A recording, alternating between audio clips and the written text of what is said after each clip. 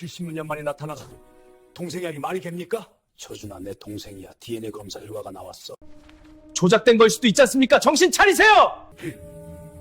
내 동생한테 함부로 말하지 마. 나는 내 동생을 믿어. 똑같은 게 두 개일 리가 없어. 그렇게 나오시면 저도 생각이 있습니다. 이 대화가 오가기 일주일 전의 이야기였습니다. 새벽 5시 서울 외곽 달동네였어요. 하늘은 아직 어두웠고 거리엔 가로등 불빛만 희미하게 빛나고 있었습니다. 차가운 겨울바람이 골목을 휘감고 지나갔어요. 삐걱삐걱 손수레를 끌고 가는 소리가 들렸습니다. 60대 후반으로 보이는 여자였어요. 등이 약간 굽었고 낡은 패딩 점퍼에 군데군데 기운 자국이 보였습니다. 손은 거칠었고 얼굴엔 세월의 깊은 주름이 패여 있었어요. 윤순이 67살이었습니다. 순이는 매일 새벽 4시에 일어났어요. 무릎이 시큰거렸지만 참았습니다. 폐지를 주어야 했으니까요. 하루에 10,000원에서 15,000원 정도 벌 수 있었어요.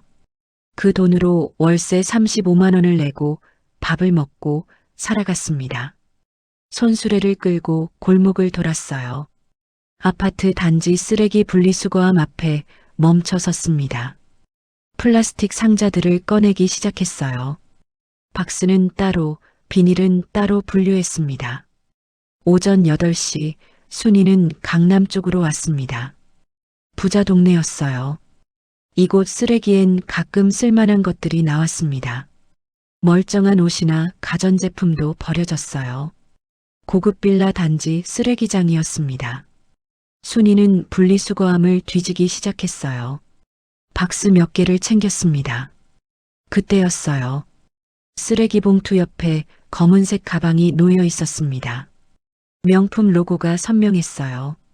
순이는 잠시 망설였습니다.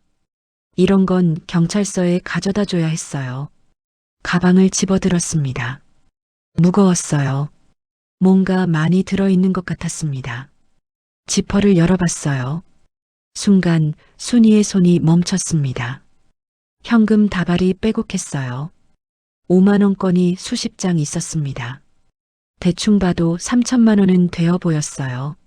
순이의 심장이 빠르게 뛰었습니다. 3천만 원이면 월세 걱정 안 하고 1년은 살 수 있었어요. 아들 병수한테 용돈도 보내줄 수 있고 무릎 치료도 받을 수 있었습니다. 손이 떨렸어요. 가방을 들고 그냥 가버릴까? 아무도 모를 텐데. 여기는 CCTV도 없는 것 같았어요. 하지만 순이는 고개를 저었습니다. 안 돼. 남의 돈이야. 가방 안을 더 살펴봤어요. 명함이 몇 장 있었고 신분증도 있었습니다. 그리고 작은 헝겊 보자기에 쌓인 무언가가 있었어요. 보자기를 풀었습니다. 은수저 한 쌍이 나왔어요. 순이의 눈이 커졌습니다. 수저를 집어들었어요. 손잡이 부분을 자세히 봤습니다. 작은 글씨가 새겨져 있었어요. 윤. 순이의 손이 더욱 심하게 떨렸습니다. 숨이 막혔어요. 이럴 수가. 이게 설마. 급히 손수레로 돌아갔습니다. 밑바닥에 깔아둔 낡은 보따리를 꺼냈어요. 조심스럽게 펼쳤습니다. 그 안에도 똑같은 은수저가 하나 있었어요. 순이가 평생 지켜온 물건이었습니다. 아무리 배가 고파도 아무리 돈이 필요해도 절대 팔지 않았던 것. 어머니가 남긴 유일한 유산이었어요. 2개의 수저를 나란히 놓았습니다. 똑같았어요.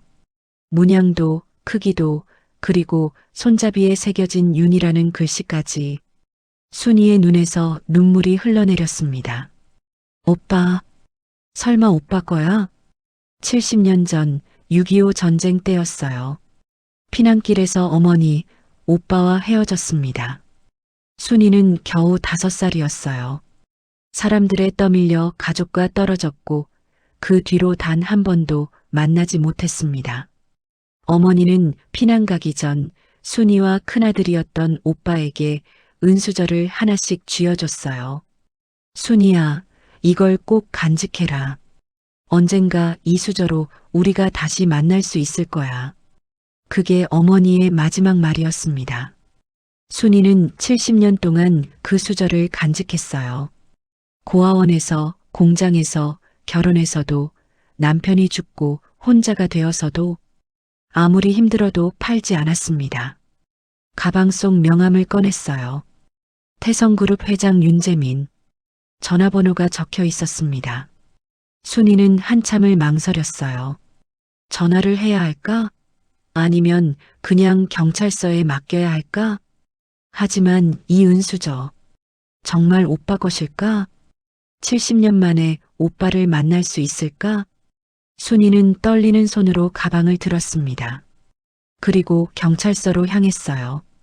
돈이 아무리 필요해도 남의 것을 가질 순 없었습니다. 서울 중부경찰서였어요.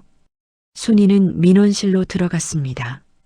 저기, 습득물 신고하러 왔는데요. 경찰관이 순이를 위아래로 훑어봤어요. 낡은 옷차림, 손수레, 구부정한 허리. 경찰관의 눈빛이 차갑게 변했습니다. 습득물이요? 뭔데요? 가방이요.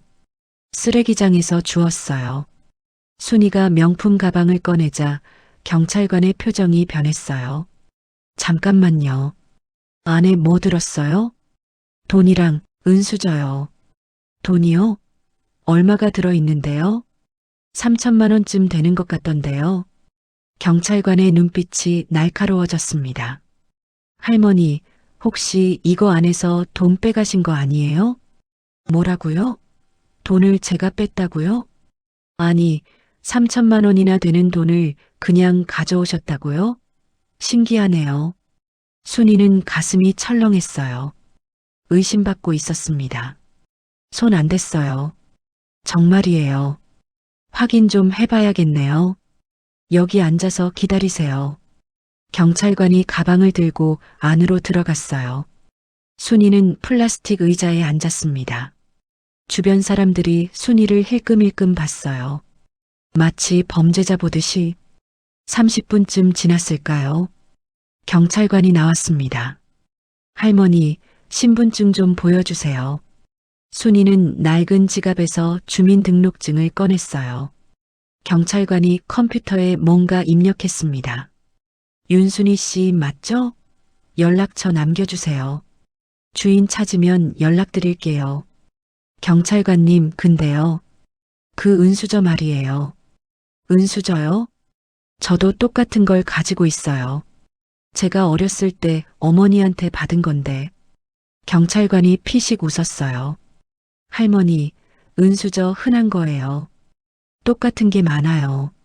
아니, 근데 문양이랑 글씨까지 똑같거든요. 혹시 가방 주인이 저랑 아는 사람일 수도. 할머니, 그만하세요. 괜히 이상한 생각하지 마시고요. 습득물 신고 잘하셨어요. 가셔도 됩니다. 순이는 더 말할 수 없었어요. 경찰서를 나왔습니다. 거리는 여전히 차가웠어요.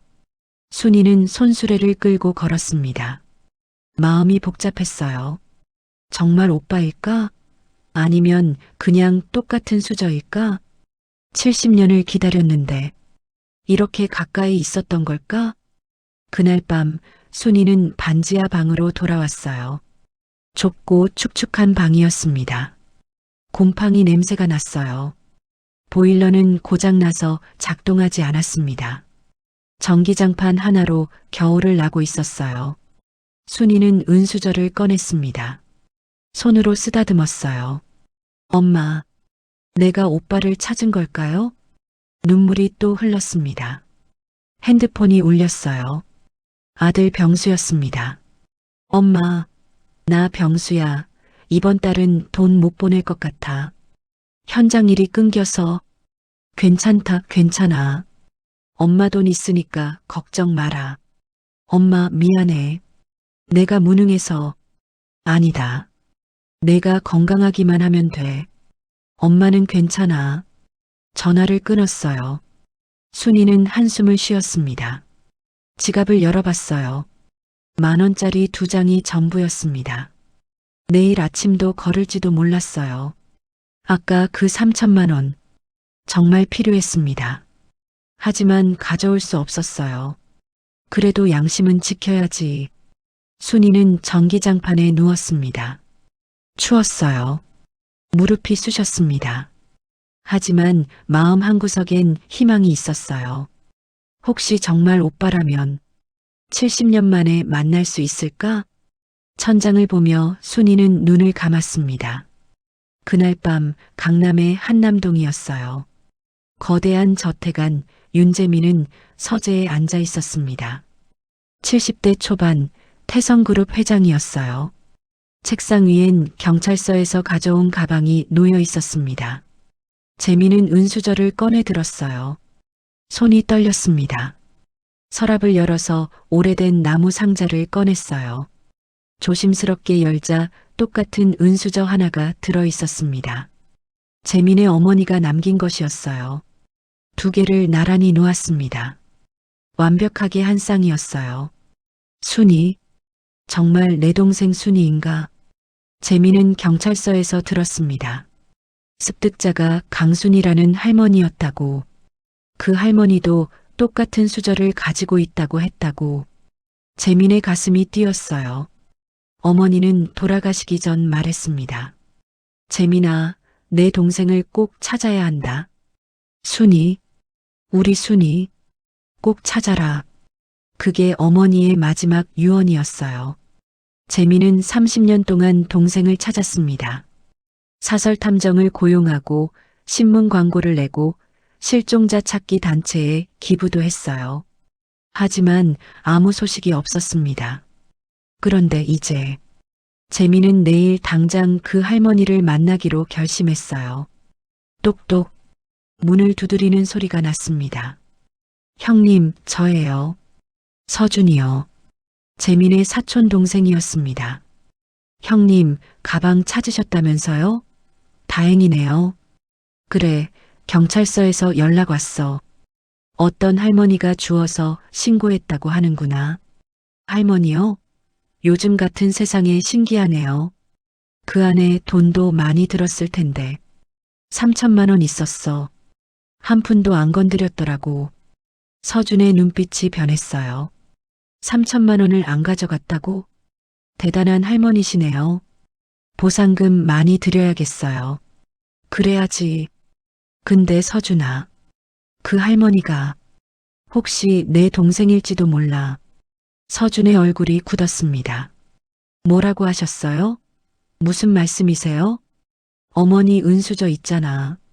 그게 가방 안에 있었는데 그 할머니도 똑같은 수저를 가지고 있다는 거야. 서준의 심장이 빠르게 뛰었어요. 동생이라고요? 형님, 그건 우연일 수도 있잖아요. 예전엔 은수저 흔했다던데.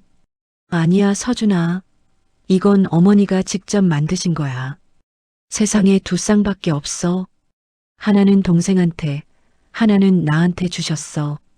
형님, 너무 성급하신 거 아닙니까? 확인도 안 하고. 확인할 거야. 내일 당장 만나볼 거야. 서준은 식은땀이 났어요.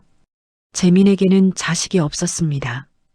법적으로 재민이 죽으면 서준이 재산을 물려받게 되어 있었어요. 하지만 친동생이 나타나면 법적 상속순위 1순위는 직계 가족입니다. 동생이 모든 걸 가져가게 되는 거예요. 형님, 제 말씀 좀 들어보세요. 요즘 재벌 노리는 사기꾼들 많다잖아요.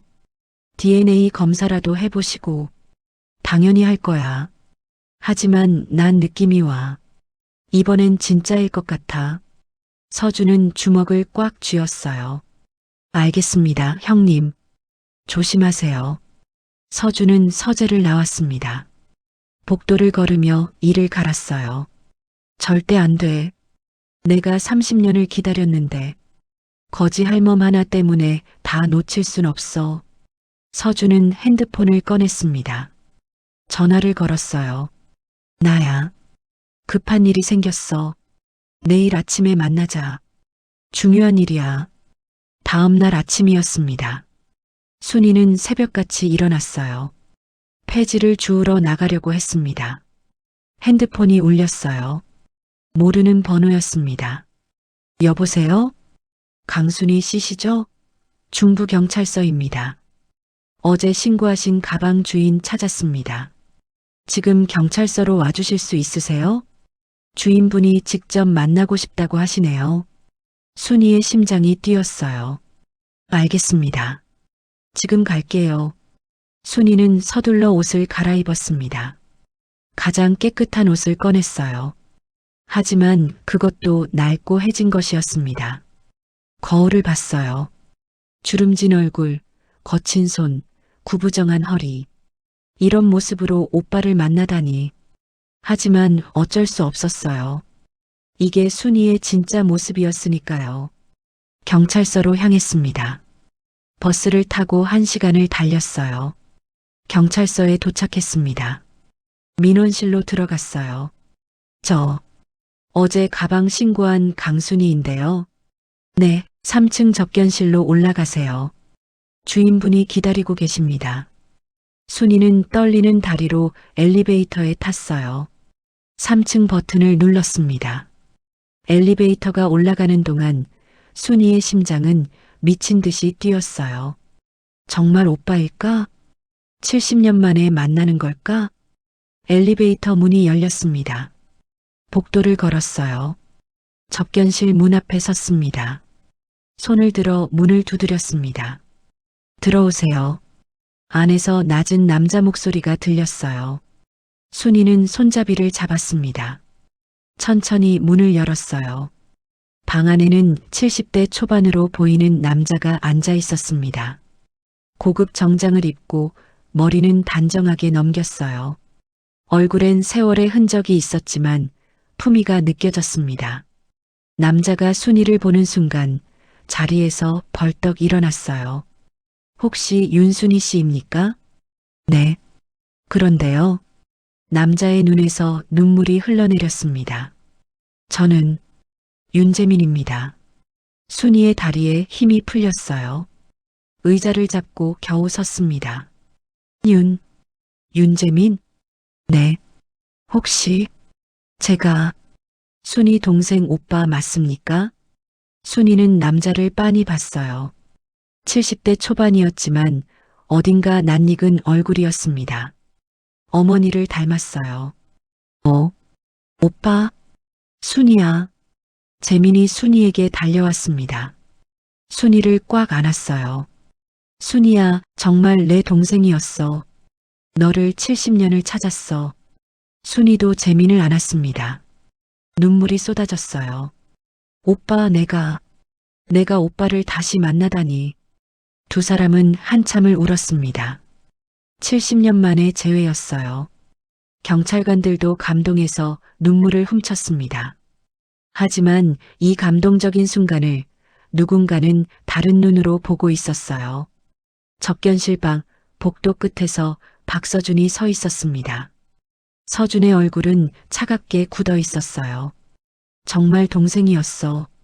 이건 큰일인데. 서준은 주먹을 꽉 쥐었습니다. 아니야. 절대 포기할 순 없어. 방법이 있을 거야. 반드시. 서준의 눈빛이 위험하게 빛났습니다. 재민의 집 거실이었습니다. 감격의 재회 다음 날이었어요. 박서준이 찾아왔습니다. 겉으로는 걱정하는 표정이었지만 속으로는 이를 갈고 있었어요. 형님, DNA 검사는 꼭 하셔야 합니다. 요즘 재벌 노리는 사기꾼이 얼마나 많은데요. 재민은 결국 동의했습니다. 서준은 자신이 병원을 알아보겠다고 나섰어요. 서준이 집을 나오자마자 전화를 걸었습니다. 강남의 한 고급 술집에서 만나자. 5천만 원 준다. 사설 탐정이었어요. 서준은 강순이를 완전히 파헤치라고 지시했습니다.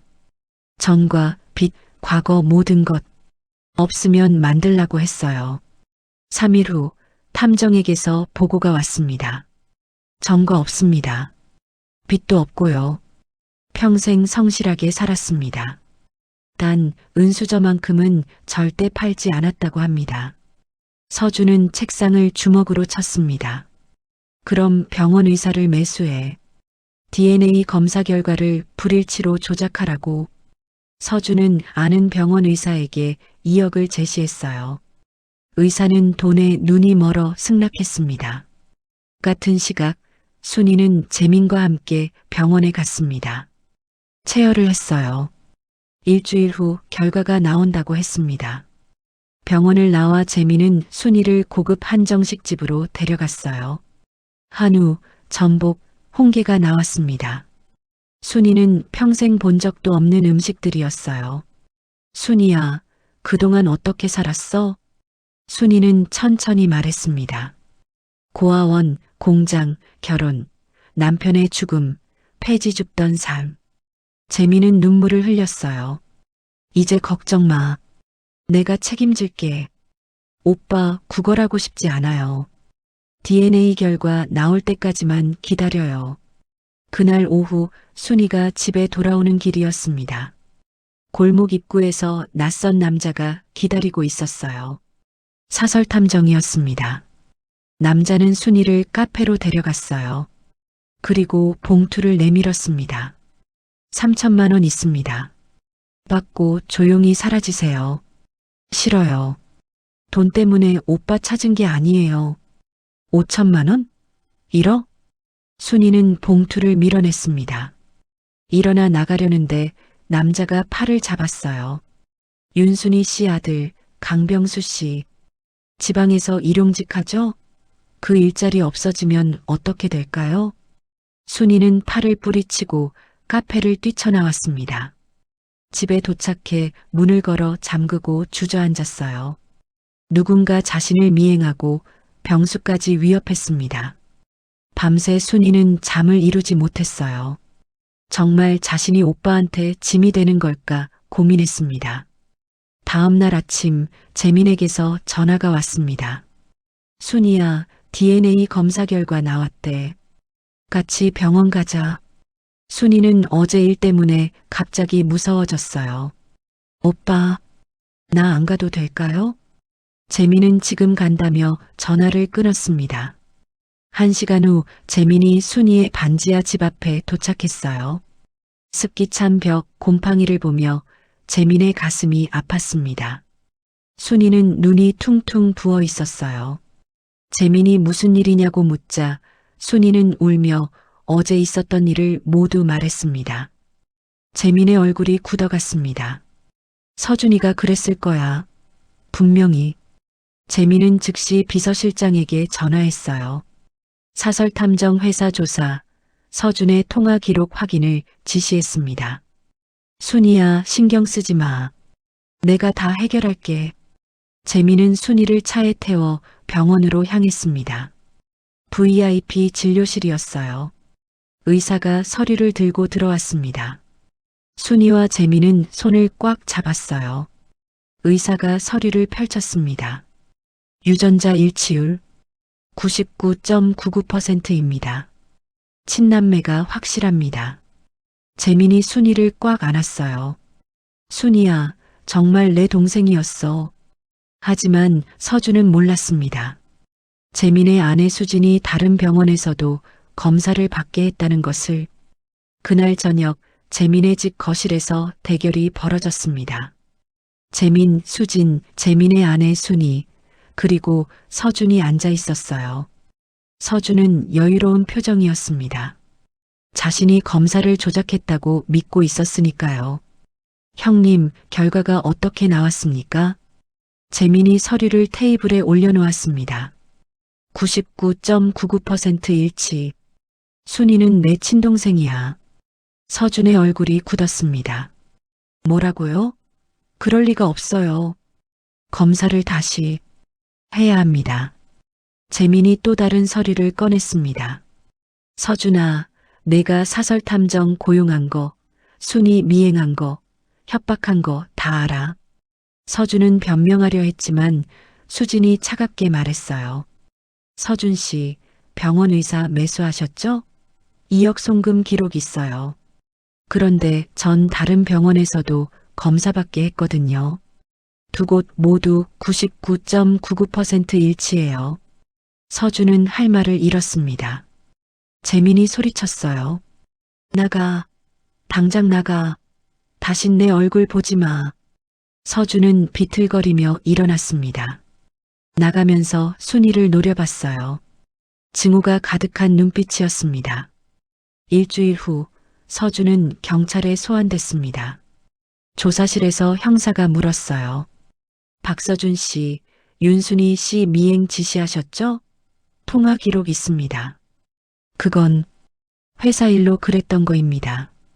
병원 의사에게 2억 송금하셨죠? DNA 검사 조작하라고.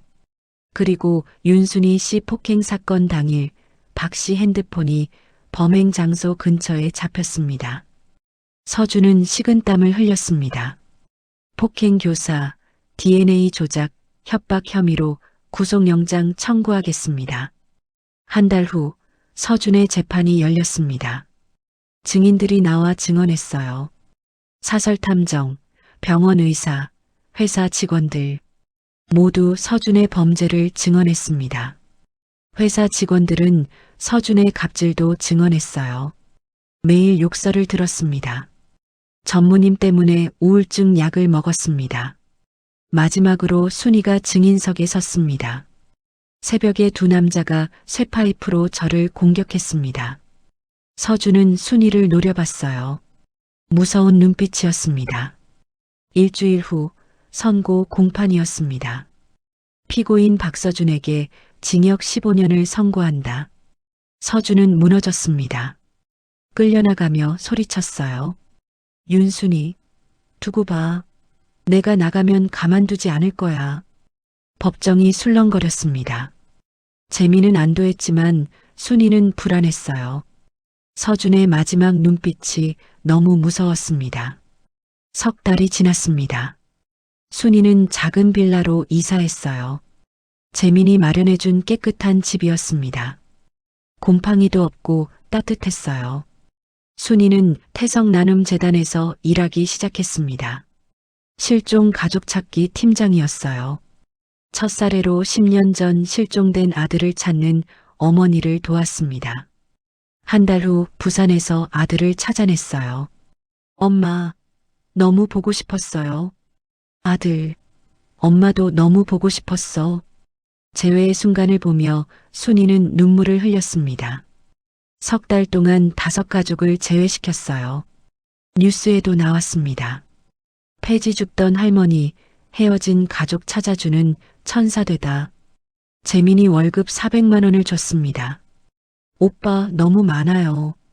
팀장 월급이 원래 그래. 일한 만큼 받는 거야. 순이는 평생 처음으로 제대로 된 월급을 받았습니다. 눈물을 흘렸어요. 6개월이 지났습니다. 정부에서 순이에게 국민포장을 수여했어요. 시상식에서 상을 받는 순이를 재민 가족이 박수치며 축하했습니다. 그날 저녁 가족 모임에서 재민이 부동산 등기부등본을 건네어요. 순이 명의로 했어. 이제 내 집이야. 순이는 이번엔 거절하지 않았습니다. 고마워, 오빠. 모두가 행복한 저녁이었습니다. 하지만 아무도 몰랐어요. 감옥에서 서준이 탈옥을 계획하고 있다는 것을. 교도소 독방에서 서준은 벽을 응시하고 있었습니다. 조금만 기다려. 반드시 복수한다. 윤순이. 서준은 다른 죄수에게서 받은 쪽지를 꺼냈어요. 거기엔 전화번호가 적혀 있었습니다. 출소하면 이 번호로 전화해. 돈만 주면 뭐든 해주는 놈들이야. 서준은 쪽지를 침대 밑에 숨겼습니다. 겉으로는 모범수로 지냈어요. 간수들을 속였습니다. 밤마다 탈옥 계획을 세웠어요. 그리고 복수 계획도. 윤순이를 영원히 사라지게 만들 계획을. 서준의 눈빛이 어둠 속에서 위험하게 빛났습니다. 1년 후 어느 폭우가 쏟아지는 밤이었습니다. 교도소 담벼락에 벼락이 떨어졌어요. 천둥 소리와 함께 정전이 일어났습니다. 밤 11시 23분이었어요. 비상등만 깜빡거렸습니다. 간수들이 당황하며 발전기를 찾아 뛰어다녔어요. 서준은 이 순간을 1년 동안 기다렸습니다. 침대 밑에 숨겨둔 쇠못을 꺼냈어요. 독방 문 경첩을 조용히 풀기 시작했습니다. 삐걱, 삐걱. 땀이 등을 타고 흘러내렸어요. 5분 후 문이 열렸습니다. 복도는 어두웠어요. 서준은 벽을 타고 조심스럽게 움직였습니다. 간수실 앞을 지나갔어요. 안에서 손전등 불빛이 흔들렸습니다. 발전기는 어디 있는 거야? 창구 확인해봐. 간수들의 목소리가 들렸어요. 서준은 숨을 죽였습니다. 뒷문으로 향했어요. 문은 잠겨 있었습니다. 미리 빼돌린 열쇠를 꺼냈어요. 찰칵. 문이 열렸습니다. 마당이었어요. 빗속을 달렸습니다. 담벼락 아래 도착했어요. 높이 5m 아래에 미리 감춰둔 밧줄을 꺼냈습니다. 담에 걸었어요. 올라갔습니다. 그때였어요. 거기 누구야? 간수가 손전등을 비췄습니다. 서준의 얼굴이 드러났어요. 탈옥수다. 비상. 사이렌이 울렸습니다. 서준은 담을 넘어 뛰어내렸어요. 발목을 삐끗했지만 참았습니다. 절뚝거리며 달렸어요. 100m 앞 검은 승합차가 대기하고 있었습니다. 공범이었어요. 빨리 서둘러야 해. 차 문이 열렸습니다. 서준이 뛰어올랐어요. 차가 출발했습니다. 뒤에서 경찰차 소리가 들렸어요. 하지만 이미 늦었습니다. 탈옥 성공이었습니다. 다음 날 아침 7시 뉴스 속보가 떴습니다. 박서준 전 태성그룹 전무 어젯밤 폭우 속에서 교도소 탈옥. 재민은 아침 식사 중이었어요. 뉴스를 보고 수저를 떨어뜨렸습니다. 즉시 순이에게 전화했습니다. 순이야, 지금부터 집 밖에 절대 나가지 마. 서준이가 탈옥했어. 뭐라고요? 순이의 목소리가 떨렸어요. 경호원 지금 보낸다. 절대 혼자 다니지 마. 경찰에도 협조를 요청했어요. 전국에 수배령이 내려졌습니다. 순이는 재단 출근을 취소했어요. 집에서 떨며 창밖을 바라봤습니다. 탈옥 이틀째, 오후 8시 47분. 갑자기 정전이 일어났어요. 이상하네. 비상등도 안 켜지네. 순이가 휴대폰 손전등을 켰습니다. 그때 뒷문에서 소리가 났어요. 찰칵. 자물쇠 푸는 소리였습니다. 순이의 등골이 서늘해졌어요. 천천히 돌아봤습니다. 뒷문이 열리고 있었어요. 검은 옷을 입은 남자가 들어왔습니다. 얼굴에 마스크를 쓰고 있었어요. 손에는 칼이 들려 있었습니다. 서준이었습니다. 순이는 입을 막았어요. 비명을 삼켰습니다. 서준이 마스크를 벗었어요. 1년 동안 감옥에서 수척해진 얼굴이었습니다. 하지만 눈빛은 미쳐 있었어요. 윤순이, 1년을 기다렸어. 너 때문에 내 인생이 망했어. 서준 씨, 제발. 이러지 마세요. 시끄러. 아무 말도 짓거리지 마. 서준이 칼을 휘둘렀습니다. 칼이 순이의 팔을 스쳤습니다. 피가 흘렀어요. 으악. 하은이가 비명을 질렀습니다. 경호원들이 문을 발로 찼어요. 서준은 당황했습니다. 순이를 한 번 더 공격하려 했어요. 그때 현관문이 부서졌습니다. 경호원 3명이 뛰어들어왔어요. 거기 움직이지 마. 서준은 칼을 버리고 창문으로 달려갔습니다. 2층이었지만 뛰어내렸어요. 당장 쫓아가서 잡아야 해. 경호원들이 뛰어내렸습니다. 서준은 골목을 달렸어요. 발목이 아팠지만 참았습니다. 경호원들이 뒤쫓았어요. 100m를 달렸습니다. 숨이 찼어요. 그때 앞에서 경찰차가 나타났습니다. 뒤에서도 경호원들이 쫓아왔어요. 막다른 골목이었습니다. 손들어. 움직이지 마. 경찰이 총을 겨눴어요. 서준은 벽에 등을 기댔습니다. 더 이상 갈 곳이 없었어요. 젠장, 더 이상은 안 되겠어. 수갑이 채워졌습니다. 재민은 현상금 10억을 걸었습니다. 제보가 쏟아져 들어왔어요. 일주일 후 재판이 열렸습니다. 피고인 박서준에게 징역 25년을 선고한다. 가석방 불가. 특수 감옥에 수감한다. 서준은 완전히 무너졌어요. 끌려나가며 한마디도 하지 못했습니다. 이번엔 정말 끝이었습니다. 석 달이 지났습니다. 순이는 재단에서 계속 일했어요. 지금까지 78가족을 제외시켰습니다. 20년 전 헤어진 쌍둥이 동생을 찾는 사례도 해결했어요. 미국에서 입양된 동생을 찾아냈습니다. 인천공항에서 재회가 이루어졌어요. 순이는 책을 출간했어요. 은수저의 기적이라는 제목이었습니다. 베스트셀러가 됐어요. 인쇄 3억은 모두 재단에 기부했습니다. 재민이 순이를 회사 이사로 임명했어요. 실종 가족 지원 사업을 만들자. 회사 예산의 1%를 쓰는 거야. 이사회에서 만장일치로 통과됐습니다. 태성그룹은 변했어요. 서준이 떠난 후 직원들은 행복해졌습니다. 어느 일요일 오후였습니다. 재민의 집에서 가족 모임이 있었어요. 서준의 친동생 하준도 참석했습니다. 형의 야망 때문에 순이와 재민 회장이 겪은 고통을 보며 깊은 자책감에 빠져 있었어요. 하준은 차가운 대리석 바닥에 무릎을 꿇고 형의 탐욕을 뻔히 알면서도 침묵했던 저 또한 공범입니다. 어떤 처벌도 달게 받겠습니다라며 진심으로 사죄를 하며 오열을 했습니다. 재민은 하준의 용기 있는 참회를 받아들여 그를 가족으로 품어주었습니다. 재민, 수진, 하준, 그리고 순이. 넓은 식탁 중앙엔 은수저 2개가 나란히 놓여 있었습니다. 순이야, 이제 안심하고 살 수 있겠다. 응, 오빠. 정말 행복해. 두 사람은 웃으며 저녁을 먹었습니다. 70년을 기다린 남매는 이제 매일 함께였어요. 앞으로도 오래오래 함께할 거였습니다. 1년 후, 서준이의 동생 하준이 여자를 데리고 왔습니다. 제 약혼녀 최서연이에요. 소개해드릴게요. 28살의 최서연이었어요. 명품 옷을 입고 화장을 진하게 했습니다. 서연은 재민과 수진에게는 공손하게 인사했어요. 하지만 순이를 보는 눈빛은 차가웠습니다.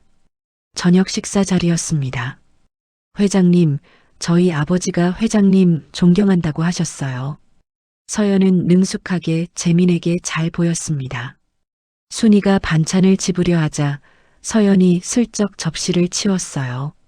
어머, 그건 제가 먹으려던 건데요. 순이는 당황했습니다. 재민과 수지는 눈치채지 못했어요. 식사 후 하준이 발표했습니다. 사실은 서연이가 임신했어요. 재민과 수진이 놀랐어요. 뭐라고? 결혼도 안 했는데? 죄송합니다. 결혼식 서두르려고 합니다. 서연은 배를 만지며 눈물을 흘렸어요. 재민은 한숨을 쉬었지만 어쩔 수 없었어요. 알았다. 빨리 결혼 준비해라. 순이는 뭔가 이상함을 느꼈지만 말하지 않았습니다. 일주일 후 재민이 갑자기 쓰러졌습니다. 회의 중이었어요. 갑자기 가슴을 움켜쥐며 바닥에 쓰러졌습니다. 회장님, 구급차가 왔어요. 병원으로 실려갔습니다. 의사가 나왔습니다. 뇌졸중입니다. 다행히 생명은 건졌지만 혼수 상태입니다. 순이는 무너졌어요. 중환자실이었습니다. 재민은 침대에 누워 온몸에 튜브가 연결되어 있었어요. 순이는 매일 병원에 갔습니다. 재민의 손을 잡고 이야기했어요. 오빠 깨어나. 제발. 하지만 재민은 눈을 뜨지 않았습니다. 한 달이 지났습니다. 서연이 본색을 드러내기 시작했어요. 재민의 집에서 수진, 순이, 하준, 서연이 모였습니다. 이제 회장님 회복 어려울 것 같은데 하준 오빠가 빨리 부회장 되어야 하지 않을까요? 아직은 지켜봐야지. 언제까지 기다리실 거예요? 회사가 혼란스러워요. 서연의 목소리가 날카로워졌어요. 순이가 조용히 말했습니다.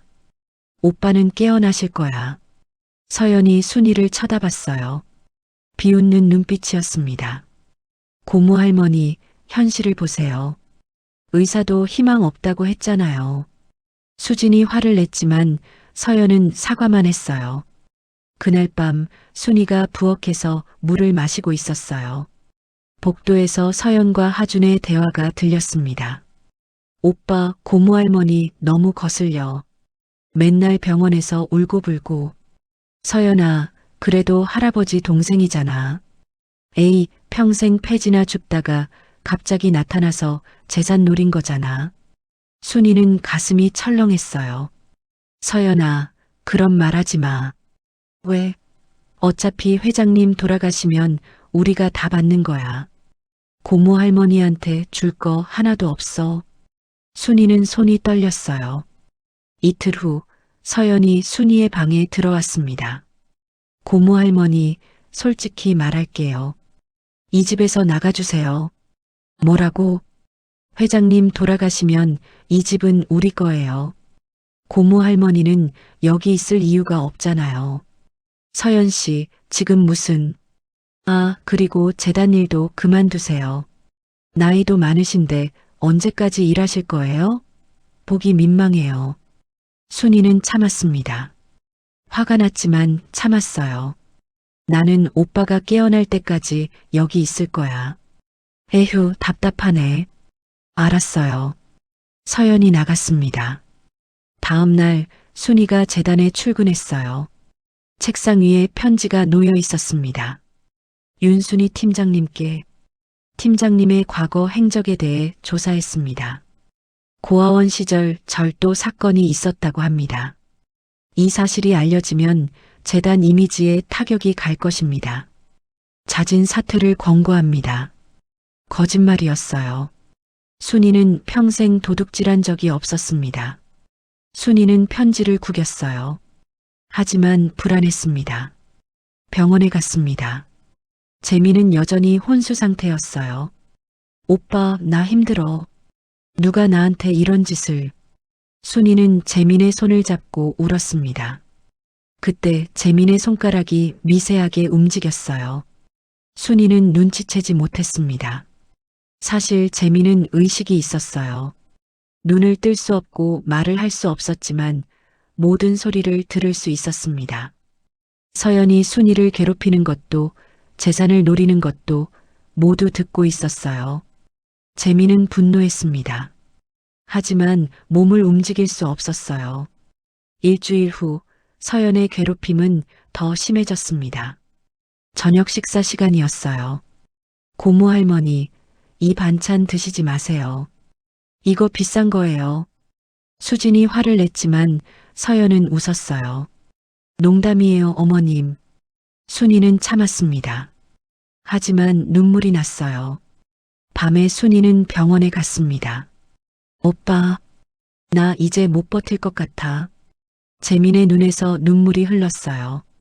하지만 순이는 보지 못했습니다. 재민은 온 힘을 다해 손가락을 움직였어요. 다음 날 아침 의사가 회진을 왔어요. 손가락이 움직이네요. 회장님 들리세요? 손가락 움직여 보세요. 재민의 검지가 움직였습니다. 의식이 돌아오고 있어요. 가족분들 부르세요. 수진과 순이가 달려왔습니다. 의사가 말했어요. 의식은 있지만 아직 눈을 뜨거나 말을 하진 못하십니다. 하지만 손가락으로 의사표현은 가능해요. 예하면 한 번, 아니오면 2번 움직이세요. 회장님, 제 말 들리세요? 재민의 손가락이 한 번 움직였어요. 순이는 울었습니다. 오빠, 정말 들려? 또 한 번 움직였습니다. 하지만 재민은 아직 때가 아니라고 판단했어요. 서연의 본색을 완전히 폭로할 증거가 필요했습니다. 수진이 이해했습니다. 의사 선생님, 이 사실 아직 다른 사람한테 말하지 마세요. 재민은 계속 혼수 상태인 척했어요. 하지만 모든 걸 듣고 계획을 세웠습니다. 이틀 후 서연이 병실에 혼자 왔습니다. 회장님, 빨리 돌아가셨으면 좋겠어요. 그래야 제가 이 집 안주인이 되죠. 재민은 모든 걸 들었어요. 고모 할머니도 곧 쫓아낼 거예요. 그 폐지 줍던 거지 할머니가 무슨 재벌 동생이에요? 웃기죠. 서연은 재민의 얼굴을 내려다봤어요. 아, 그리고 제가 임신한 거 거짓말이에요. 병원 진단서 조작했어요. 하준 오빠는 바보라서 믿더라고요. 재민은 분노로 온몸이 떨렸습니다. 서연이 가방에서 녹음기를 꺼냈어요. 이거 순이 할멈 협박용이에요. 가짜 증언 녹음해뒀어요. 고아원 시절 도둑질했다고요. 서연이 나갔습니다. 재민은 수진이 올 때까지 기다렸어요. 수진이 오자 손가락으로 신호를 보냈습니다. 수진이 종이와 펜을 가져왔습니다. 재민은 힘들게 손가락으로 글자를 썼어요. 녹음 장치. 수진은 이해했어요. 다음날 병실에 몰래 녹음기를 설치했습니다. 사흘 후 서연이 다시 왔습니다. 서연 친엄마에게 전화 통화를 했어요.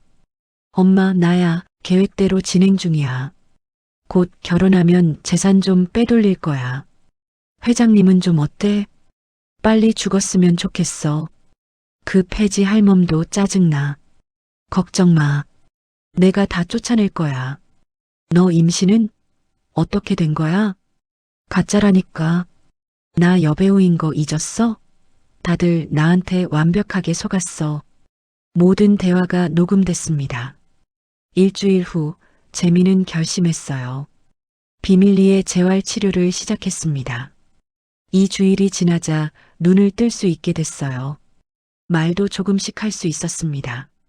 하지만 아무에게도 알리지 않았어요. 어느 일요일 오후였습니다. 재민의 집 거실에 온 가족이 모였어요. 순이, 수진, 하준, 서연. 오늘 중요한 발표가 있어서 모였어요. 수진이 말했습니다. 회장님이 깨어나셨어요. 뭐라고요? 하준이 놀랐어요. 서연의 얼굴이 창백해졌습니다. 현관문이 열렸어요. 재민이 휠체어를 타고 들어왔습니다. 할아버지. 하준이 달려갔어요. 하지만 서연은 얼어붙었습니다. 재민이 서연을 똑바로 봤어요. 최서연 씨, 할 얘기가 있어요. 회장님이 어떻게... 내가 혼수 상태일 때 한 말들 다 들었어요. 서연의 얼굴이 하얗게 질렸습니다. 재민이 녹음기를 꺼냈어요. 이걸 들어보세요. 녹음이 재생됐습니다.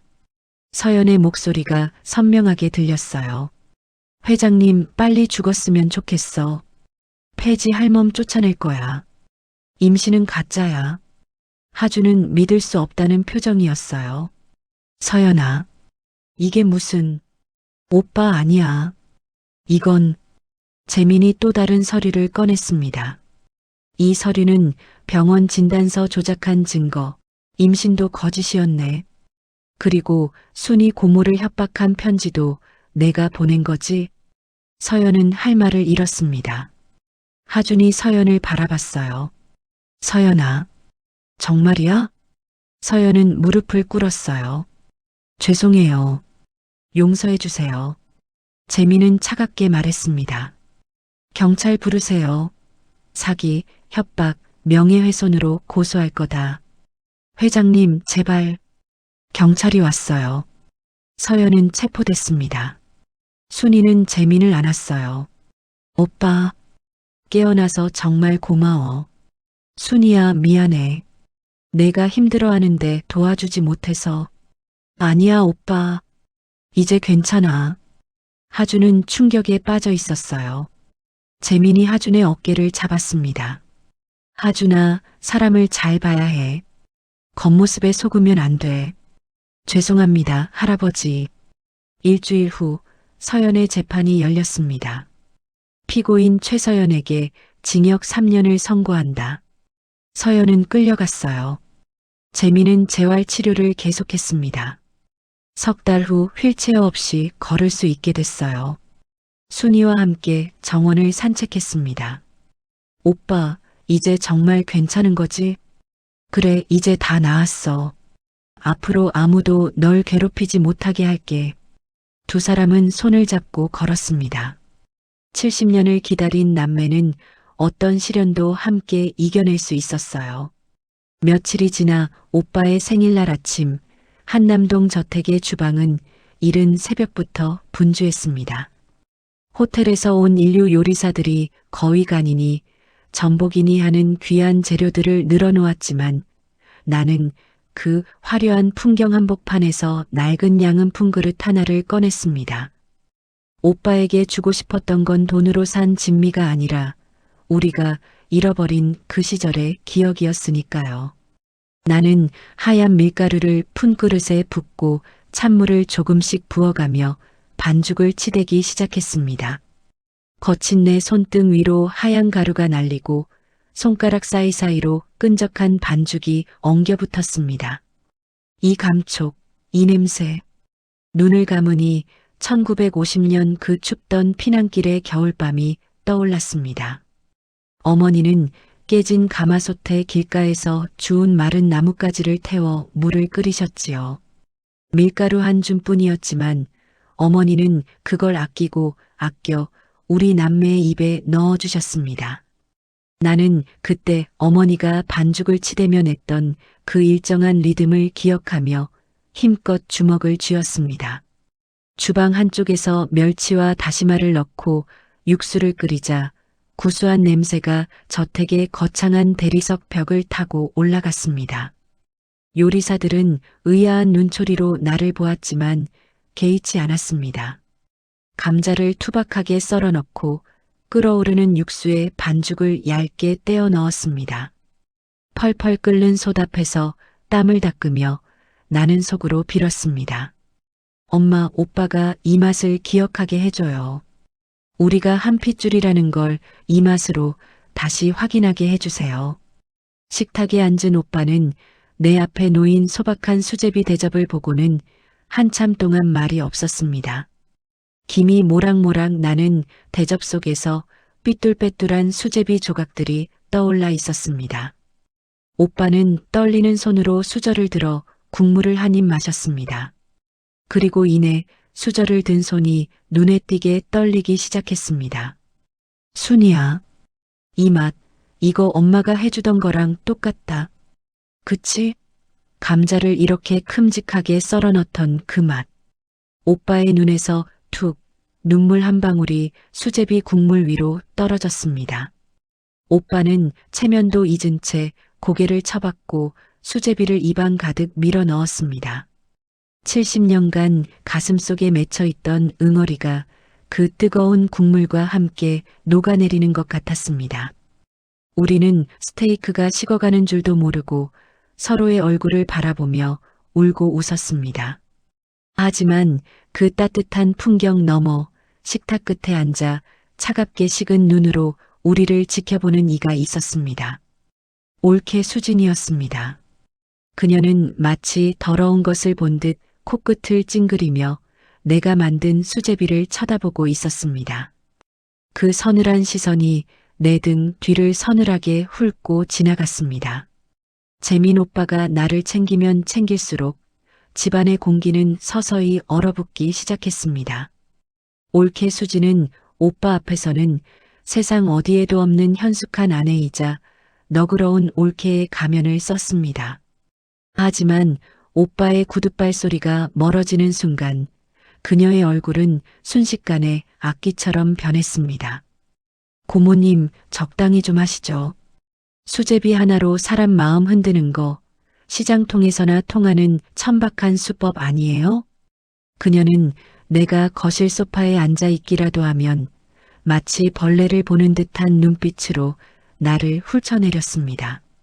내가 만진 쿠션을 보란 듯이 소독약으로 뿌려대며 노골적인 불쾌감을 드러냈지요. 나는 그저 오빠와 함께 있고 싶었을 뿐인데 그녀에게 나는 오빠의 재산을 노리고 굴러들어온 역겨운 침입자에 불과했습니다. 사건은 오빠가 해외 지사 사람들과 중요한 저녁 식사를 마치고 돌아오기로 한 밤에 터졌습니다. 오빠의 차 소리가 마당에 울려 퍼지자 수지는 갑자기 주방으로 달려가 내가 아끼던 찻잔 세트를 바닥으로 내팽개쳤습니다. 쨍그랑 날카로운 파편이 대리석 바닥 사방으로 튀어올랐습니다. 나는 너무 놀라 얼어붙어 있는데 그녀는 순식간에 제 머리카락을 헝클어뜨리고 바닥에 주저앉았습니다. 아, 고모님 제발 제가 뭘 잘못했다고 이러시는 거예요. 문이 열리고 오빠가 뛰어들어왔습니다. 눈앞에 펼쳐진 광경은 처참했습니다. 수지는 깨진 파편 더미 속에서 팔을 감싸쥐며 바르르 떨고 있었고 나는 그 앞에서 멍하니 서 있는 가해자의 모습이었지요. 오빠의 얼굴이 경악으로 물들었습니다. 여보, 이게 무슨 일이야? 순이야, 너 왜 이래? 수지는 오빠의 다리를 붙들고 가련하게 오열했습니다. 그녀의 목소리는 미세하게 떨리며 오빠의 부성애를 자극했습니다. 여보, 내가 고모님한테 이제 방이 좀 좁으실 텐데 새 집을 알아보면 어떠냐고 조언한 것뿐인데 갑자기 소리를 지르시면서 컵을 던지시고 저 너무 무서워요. 나는 억울함에 목구멍이 뜨거워졌습니다. 오빠 아니야. 올케가 스스로 던졌어. 라고 외치고 싶었지만 수지는 내 말을 가로채며 오빠의 품으로 파고들었습니다. 그녀는 오빠의 어깨 너머로 나를 빤히 쳐다보았습니다. 눈물 범벅인 얼굴과는 상반되게 입가에는 아주 희미하고 잔인한 미소가 걸려 있었습니다. 너 같은 건 한순간에 무너뜨릴 수 있어라고 말하는 듯한 그 눈빛. 오빠는 떨고 있는 아내를 달래느라 나를 쳐다보지도 않았습니다.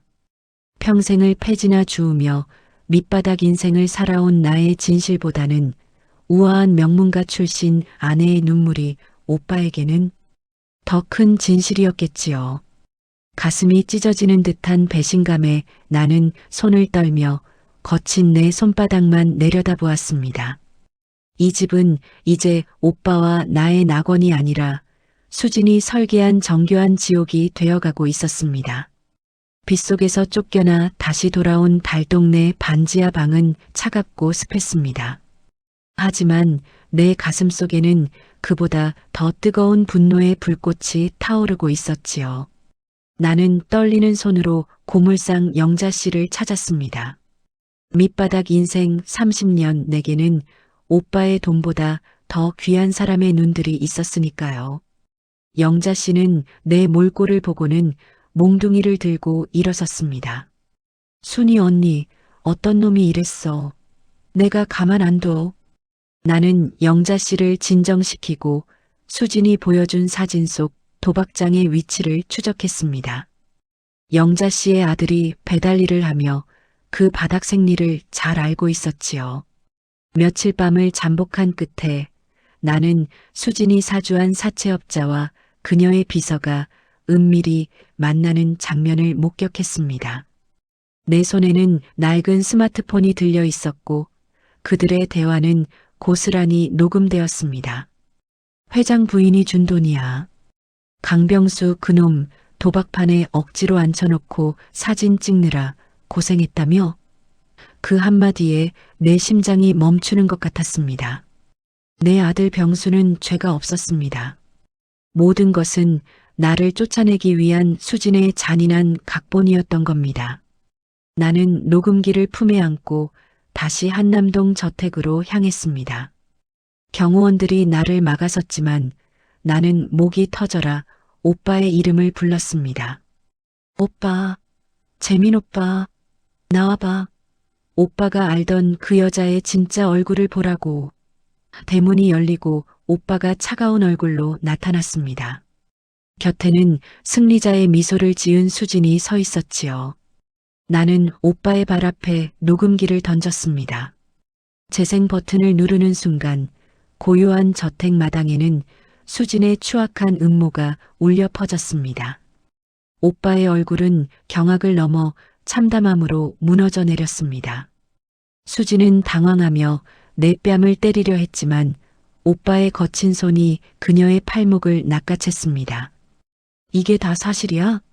당신이 내 동생한테, 내 조카한테 이런 짓을 했어? 오빠의 사자 후에 저택이 흔들렸습니다. 수지는 무릎을 꿇고 변명하려 했지만 이미 늦었습니다. 오빠는 그녀가 가로챘던 어머니의 은수저를 다시 내 손에 쥐어주며 오열했습니다. 순이야, 내가 죽을 죄를 지었다. 동생을 찾고도 그 가짜 눈물에 속아 너를 길거리로 내몰다니. 나는 오빠를 안아주었습니다. 진실은 빗물에 씻기지 않고 결국 이렇게 빛을 발했습니다. 수지는 그날로 저택에서 쫓겨났고 그녀가 가졌던 모든 화려한 것들은 연기처럼 사라졌습니다. 그로부터 10년이라는 세월이 쏜살같이 흘렀습니다. 오빠와 나는 어머니의 유언대로 쉼터를 운영하며 남은 생을 보람차게 보내고 있었지요. 그러던 어느 날 구청에서 연락이 왔습니다. 길거리를 배회하다 발견된 노숙인 할머니가 있는데 품에 낡은 사진 한 장을 소중히 간직하고 있다는 것이었습니다. 그 사진은 바로 10년 전 우리 남매가 수제비를 먹으며 활짝 웃던 그날의 사진이었습니다. 요양원 한 구석, 초점 없는 눈으로 벽을 바라보고 있는 여자는 한때 그토록 우아했던 수진이었습니다. 화려한 보석과 명품 옷 대신 낡은 환자복을 입은 그녀는 치매라는 무서운 병에 걸려 자신의 이름조차 잊어버린 상태였습니다. 나를 보자 그녀는 겁에 질린 아이처럼 구석으로 숨어버렸습니다. 10년 전 나를 쫓아낼 때의 그 서슬 퍼런 기세는 간데없고 그저 작고 초라한 노임만 남겨져 있었습니다. 고모님 수제비 먹어야 해. 엄마가 기다려. 수진의 입에서 나온 말은 충격적이었습니다. 그녀는 제 정신줄을 놓아버린 상태에서도 내가 끓여준 그 수제비의 맛을 기억하고 있었던 겁니다. 어쩌면 그녀도 평생 누군가의 진심 어린 따뜻함을 그리워하며 그 뒤틀린 욕망을 키워왔던 것일지도 모릅니다. 나는 미움 대신 깊은 연민을 느꼈습니다. 70년을 헤어졌다 만난 우리 남매에게 어머니가 가르쳐준 것은 복수가 아니라 품어주는 마음이었으니까요. 나는 쉼터 주방에서 정성껏 수제비를 끓여 요양원을 다시 찾았습니다. 이제는 내 말동무가 된 수진에게 수저를 들려주었습니다. 그녀는 내 손을 잡으며 천진하게 웃었습니다. 언니, 이거 참 맛있다. 우리 엄마가 해준 거랑 똑같아. 그녀는 나를 자신의 언니로 혹은 엄마로 착각하는 듯 했습니다. 나는 그녀의 헝클어진 머리카락을 넘겨주며 조용히 수제비를 떠먹여 주었습니다. 그래, 많이 먹어. 이제 아무도 너 안 쫓아내니까. 창밖으로 노을이 붉게 타오릅니다.